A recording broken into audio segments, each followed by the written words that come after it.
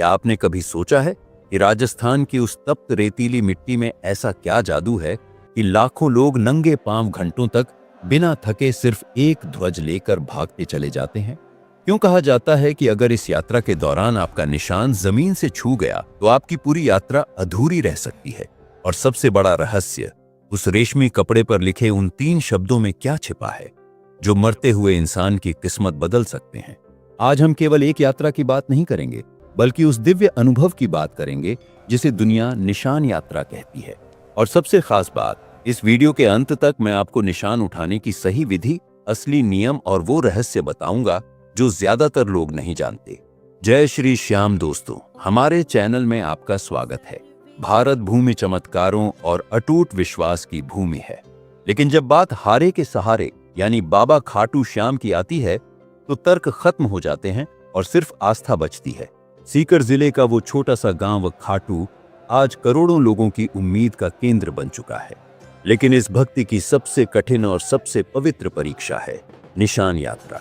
लेकिन असली बात तो ये है, खाटू जाना, दर्शन करना और बाबा के सामने सिर झुका देना अपने आप में ही बहुत बड़ी भक्ति है।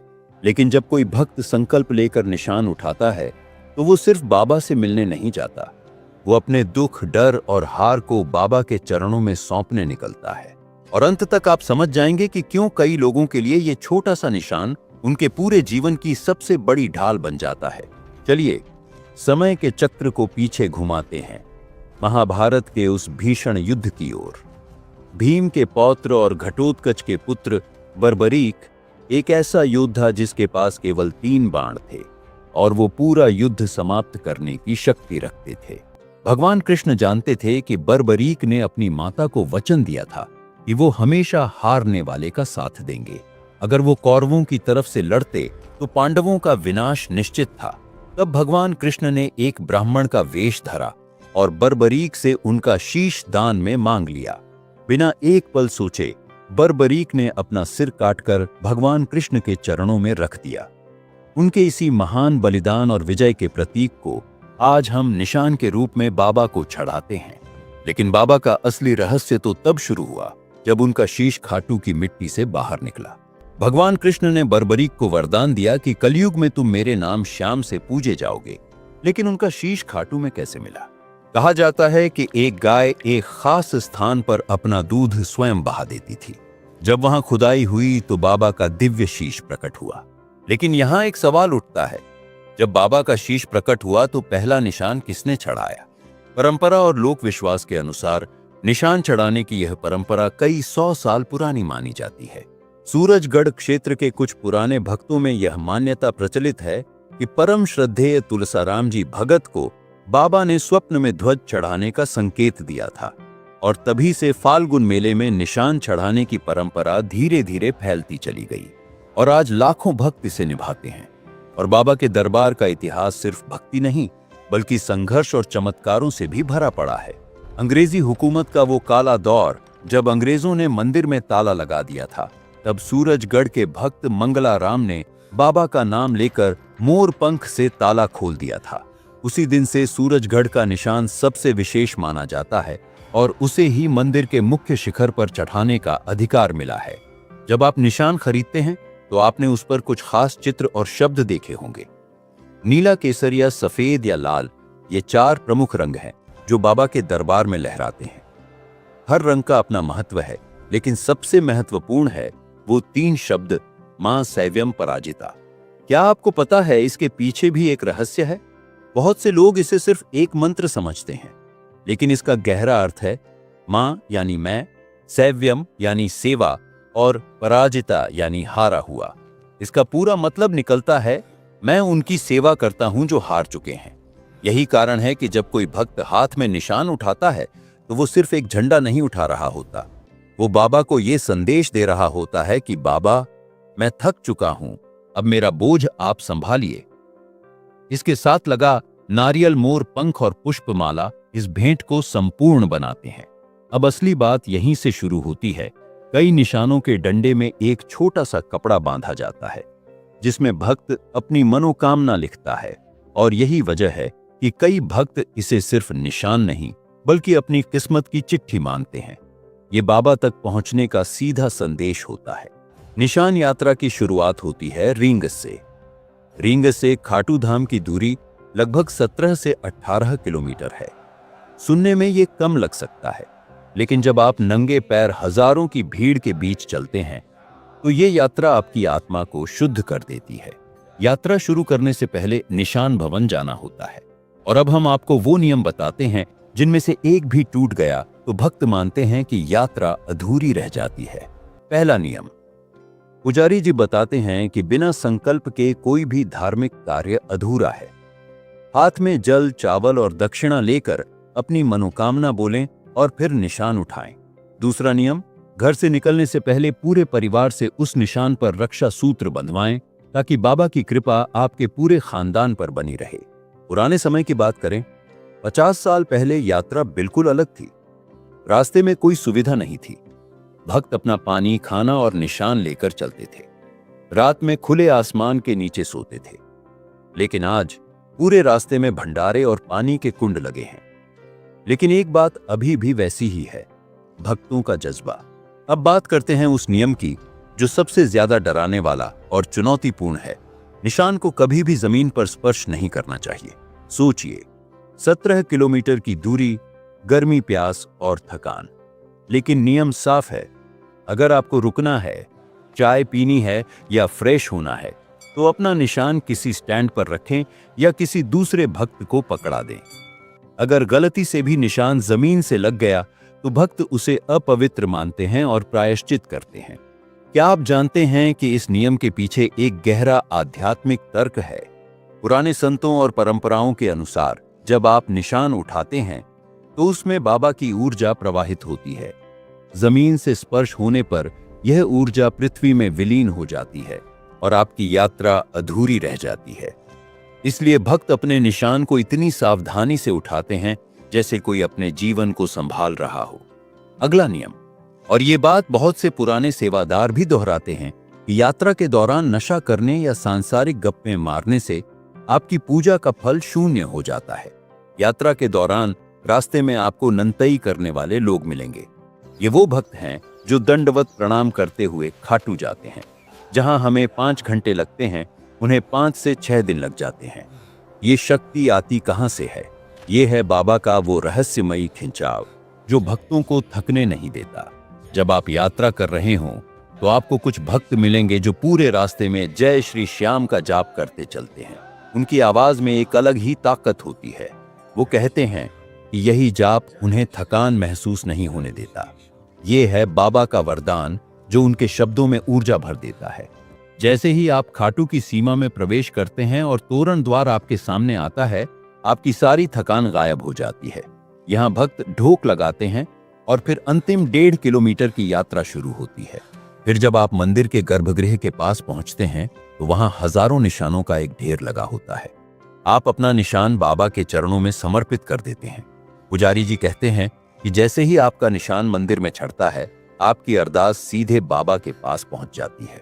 लेकिन यहाँ एक चौंकाने वाली बात है। क्या आप जानते हैं कि मंदिर में चढ़ाए गए निशानों का क्या होता है? कुछ निशानों को बाबा के दर्शन के बाद भक्तों को वापस प्रसाद के रूप में दे दिया जाता है। बाकी निशान मंदिर में ही रह जाते हैं। और हाँ, अगर मंदिर में चढ़ाया हुआ निशान आपको वापस प्रसाद के रूप में मिल जाए तो उसे साधारण कपड़ा मत समझना। उसे अपने घर की छत पर, बालकनी में या अपनी फैक्ट्री में लगाएं। वो निशान नहीं, स्वयं बाबा का दरबार बन जाता है जो आपकी बरकत को कभी कम नहीं होने देगा। मंदिर के अंदर का दिव्य अनुभव, जब आप गर्भगृह में प्रवेश करते हैं तो बाबा की मूर्ति के सामने आपको एक अलग ही दुनिया का एहसास होता है। वहां की ऊर्जा इतनी शक्तिशाली होती है कि कई भक्त रो पड़ते हैं। पुजारी जी बताते हैं कि ये आंसू बाबा की कृपा के संकेत है। जब आपका अहंकार टूटता है तो आंसू बहते हैं। निशान यात्रा केवल शारीरिक मेहनत नहीं है, यह चमत्कारों की एक श्रृंखला है। बहुत से भक्त बताते हैं कि उनके पैरों में छाले पड़ गए थे, लेकिन मंदिर की सीढ़ियां चढ़ते ही वो दर्द गायब हो गया। क्या आपने कभी सोचा है कि फागुन मेले के दौरान 50 से 60 लाख लोग एक छोटे से गांव में कैसे समा जाते हैं? ये बाबा की वो दिव्य व्यवस्था है जहां कोई भूखा नहीं सोता और कोई खाली हाथ नहीं लौटता। अब सुनिए भक्तों के असली अनुभव। दिल्ली के संजय जी जो एक बड़ी कंपनी में काम करते थे, लेकिन अचानक उन्हें नौकरी से निकाल दिया गया। 6 महीने तक वो बेरोजगार रहे। फिर उन्होंने निशान यात्रा की। यात्रा के दौरान उन्हें सपना आया और उन्हें भीतर से एक दिशा मिली कि अब किस जगह कोशिश करनी है। अगले ही दिन एक कंपनी में इंटरव्यू था और उन्हें नौकरी मिल गई। आज वो उसी कंपनी में मैनेजर हैं। गुजरात की पूजा बहन बताती हैं कि उनके पति को कोर्ट केस में फंसा दिया गया था। केस इतना मजबूत था कि वकीलों ने हार मान ली थी, लेकिन पूजा ने निशान यात्रा की और अपने पति की रिहाई की मनोकामना की। यात्रा के तीसरे दिन कोर्ट में अचानक एक नया सबूत आया और उनके पति बरी हो गए। और ध्यान दीजिए, कहानी अलग है, लेकिन बाबा का सहारा एक ही है। पंजाब की गुरप्रीत कौर बताती हैं कि उनकी शादी को 10 साल हो गए थे, लेकिन बच्चा नहीं हो रहा था। हर तरह की ट्रीटमेंट ली, लेकिन कोई फायदा नहीं हुआ। फिर उन्होंने निशान यात्रा की। यात्रा के दौरान उन्होंने अपने पति के साथ मिलकर बाबा से प्रार्थना की।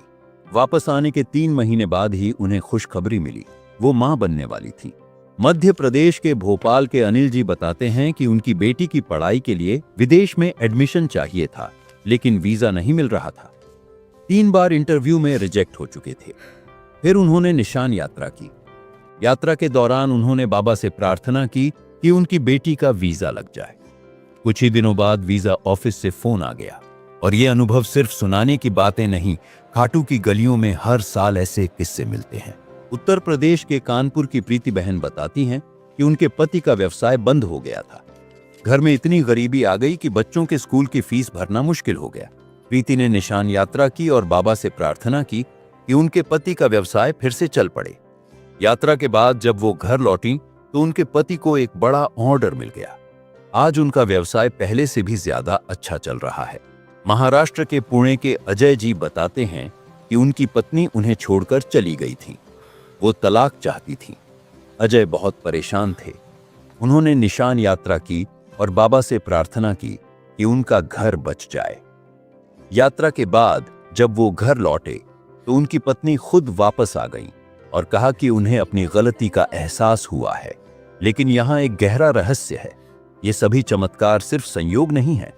जब कोई भक्त शुद्ध मन से पूरी श्रद्धा के साथ निशान यात्रा करता है तो उसकी अरदास सीधे बाबा श्याम तक पहुंचती है और बाबा श्याम हारे का सहारा बनकर उस भक्त के जीवन में ऐसे रास्ते खोल देते हैं जिनकी उसने कल्पना भी नहीं की होती। यही तो है बाबा श्याम की कृपा का असली मतलब।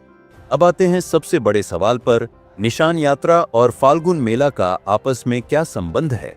क्यों हर साल फाल्गुन मास में लाखों भक्त निशान लेकर खाटू की ओर चल पड़ते हैं? इसका जवाब है एक गहरा इतिहास। जब बाबा का शीश प्रकट हुआ था तो वो दिन भी फाल्गुन मास का ही था। तब से हर साल उसी तिथि पर मेला लगता है। लाखों भक्त निशान लेकर आते हैं। मेला 8 से 10 दिनों तक चलता है और इन दिनों में लाखों श्रद्धालु भक्त खाटू पहुंचते हैं। लेकिन सबसे महत्वपूर्ण दिन है फूल डोल का, जब बाबा की फूलों की झांकी सजाई जाती है और सभी निशान एक साथ लहराए जाते हैं। पहले मेले में केवल कुछ हजार लोग आते थे, लेकिन आज सोशल मीडिया और टीवी चैनलों की वजह से पूरी दुनिया को खाटू के बारे में पता चलता है। लेकिन एक बात अभी भी वैसी ही है, भक्तों का जज्बा और बाबा का आशीर्वाद। लेकिन असली बात तो ये है, जितनी सुविधाएं बढ़ी हैं उतनी ही भक्तों की संख्या भी बढ़ी है। लेकिन क्या आपने कभी सोचा है कि सुविधाएं बढ़ने के बावजूद निशान यात्रा की कठिनाई कम नहीं हुई? भक्तों का विश्वास है कि बाबा भक्त को थोड़ा परखते हैं ताकि उसकी श्रद्धा और संकल्प और मजबूत हो सके। 50 साल पहले के भक्त रात में चलते थे। वो अपने सिर पर निशान रखते थे और पूरे रास्ते में जय श्री श्याम का जाप करते थे। वो सिर्फ जाप नहीं करते थे, रास्ते में ढोल नगाड़े नहीं होते थे, फिर भी उनकी आवाज इतनी मजबूत होती थी कि लगता था जैसे पूरा रास्ता जाग रहा हो।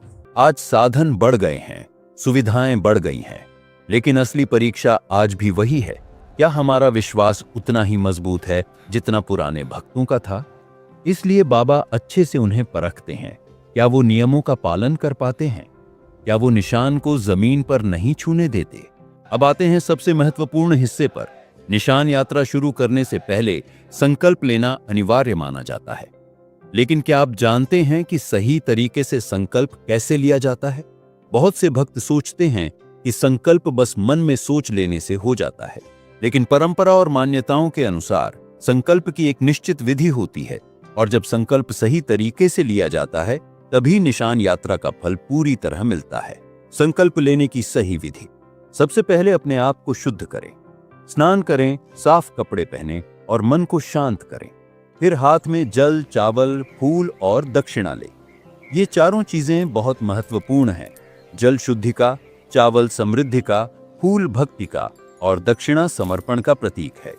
फिर अपनी श्रद्धा पूर्वक मनोकामना बोलें, जैसे मैं खाटू श्याम जी की निशान यात्रा कर रहा हूं, मेरे जीवन से नकारात्मकता दूर हो और सुख शांति आए, और हे श्याम या श्याम बाबा की जय का जाप करें।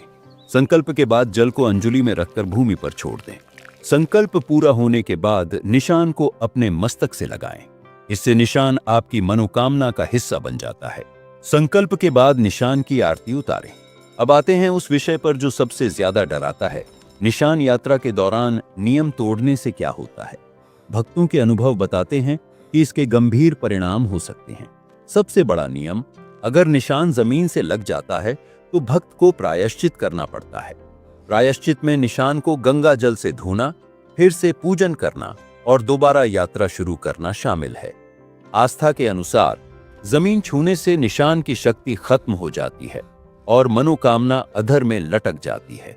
राजेश जी बताते हैं कि एक बार उनका निशान जमीन पर लग गया था और कुछ समय बाद उनके जीवन में लगातार परेशानियां बढ़ने लगीं। उन्हें लगा कि यह बाबा का संकेत है कि नियमों में लापरवाही नहीं करनी चाहिए। पुजारी जी सलाह देते हैं कि नियम तोड़ना आसान है लेकिन प्रायश्चित कठिन, इसलिए सावधानी बरतें। बाबा माफ करने वाले हैं लेकिन पहले सबक जरूर देते हैं। तो दोस्तों, खाटू श्याम जी की निशान यात्रा सिर्फ एक परंपरा नहीं बल्कि खुद को ईश्वर के चरणों में समर्पित करने का एक मौका है। यह हमें सिखाती है कि जब हम अपना अहंकार छोड़कर एक छोटा सा ध्वज लेकर हारे का सहारा बनने निकलते हैं तो बाबा श्याम की कृपा हमारे साथ चलने लगती है। अगर आप इस साल निशान यात्रा पर जा रहे हैं तो शुद्ध मन, पवित्र वस्त्र और अटूट विश्वास के साथ जाइए। याद रखिए, बाबा आपके निशानों की कीमत नहीं, आपके दिल की तड़प देखते हैं। नियमों का पालन करें, संकल्प पूरा करें और बाबा की कृपा पाएं। उम्मीद है कि निशान यात्रा की यह संपूर्ण जानकारी और इसके छिपे हुए रहस्य आपको पसंद आए होंगे। क्या आपने कभी रींग से खाटू तक की पैदल यात्रा की है? अपने अनुभव कमेंट्स में साझा करें। अगर पहली बार जा रहे हैं तो कमेंट्स में जय श्री श्याम लिखें। इस वीडियो को उन सभी श्याम प्रेमियों के साथ शेयर करें जो इस साल यात्रा का मन बना रहे हैं। चैनल को सब्सक्राइब करें ताकि आप भक्ति के ऐसे ही गहरे रहस्यों से जुड़े रहें। बोलिए खाटू नरेश की जय, हारे के सहारे की जय। जय श्री श्याम।